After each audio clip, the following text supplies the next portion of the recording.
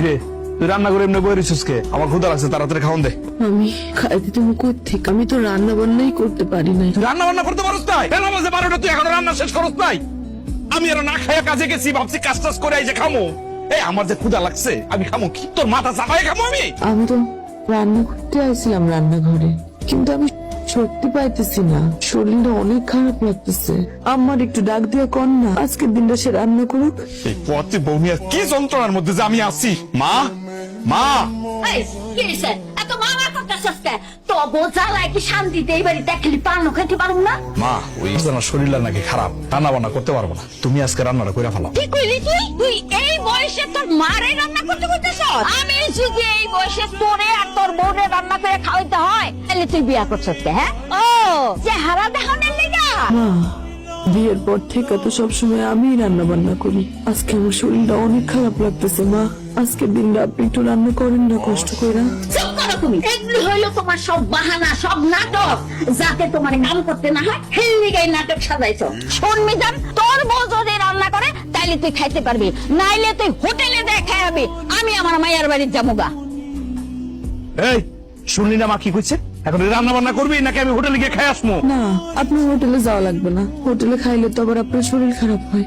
আমি পারব, আমার যতই কষ্ট হোক আমি রান্নাটা করতে পারব। আপনি গোসল করে আসেন, আমি রান্না করতেছি। ঠিক আছে তাড়াতাড়ি কর, আমার কিন্তু ক্ষুধা সহ্য হয় না বেশিক্ষণ।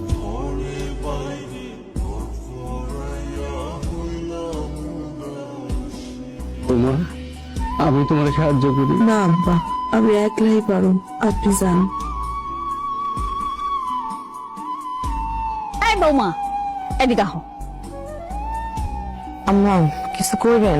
দিন রাত খালি উঠান ঝাড়ু দিলেই চলবো? হ্যাঁ, আর অন্য কোনো কাম নাই? এই যে ঘরের পিড়াটা খসা গেছে, এটা চোখে বাঁচে না? যাও পুকুর থেকে মাটিয়ে না তাড়াতাড়ি পিড়াটা লেপা ফেলাও। কয়দিন পরে আমার নাতি নাত পুরাইতাছে, বাড়িতে মানুষে ভরে দেবো। হেরা যদি এই অবস্থা, তাহলে কি মনে করবো? হেরা তো মনে করবো এই বাড়িতে মানুষ থাকে না, গরু ছাগল থাকে। যাও তাড়াতাড়ি। আম্মা, আমার এই অবস্থা আমি কেমনে বসে বসে পিড়া লেপো?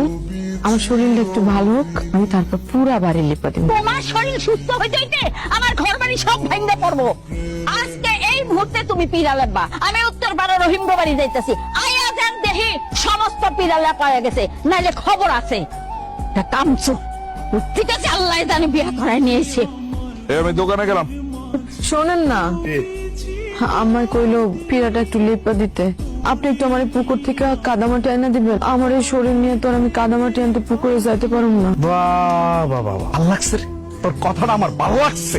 তার মানে তুই কইতেছাস ঘরের কাজও আমি করবো, বাইরের কাজও আমি করবো না? তাহলে তুই কি করবি?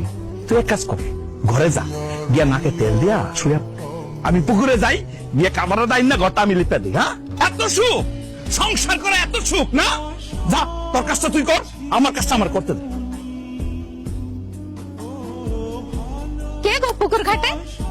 হে আল্লাহ, ভাবি এই শরীর নিয়ে আপনি পুকুর ঘাটাইছেন কেন? আর কইও না বোন, বাড়ির পিড়াটা সামান্য একটু ফাইটা গেছে। শাশুড়ি কইলো এই পিড়া এখন লেপা দাও। কি করুন, পিড়া লেপার জন্যই কাদামাটি নিতে আসছি পুকুরে। তার শাশুড়ি কি মানুষ নাকি অমানুষ? আপনি তো ঠিকঠাক ভাবে হাঁটা চলাই করতে পারেন না। এই অবস্থা আপনারা পাঠাইছে পুকুর থেকে মাটি নিয়ে পিড়া লাগতে। জামাই মিজান ভাই কই? কিছু কয় না আপনার শাশুড়িরে? সে আর কি করবো, মার পোলা তো মার কথাই করবো। সব কাজ করতে যায় যদি আপনার পেটে সন্তানের কোনো ক্ষতি হয়, আপনি সব কাজকর্ম করেন না তো, আর আপনার শাশুড়ির কোনো কথাও শুনবেন না। কি করবো বোন, শাশুড়ির সংসারে আসছি, শাশুড়ির কথা না হলে তো খাইতেও পাবো না। তা আছে কপালে আমার সন্তান, তাই হইব। যাইতে রইলে আবার সে চিল্লা পাল্লা শুরু করে দিব। একটু ধরবা?